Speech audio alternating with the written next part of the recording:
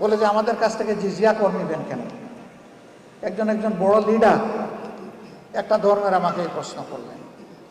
আমি বললাম, একেবারেই সঙ্গত প্রশ্ন আপনি করেছেন। আচ্ছা আপনি বলুন তো আমাকে, মুসলমানরা যাদের সম্পদ আছে তাদেরকেও তো জাকাত দিতে হবে ইসলামী রাষ্ট্রে। তা তো দিতে হবে। যে আপনি কি জাকাত দিবেন? না, আমি তো মুসলমান না, আমি জাকাত দেবো কেন? তো জাকাত তো আল্লাহর নির্ধারিত ট্যাক্স।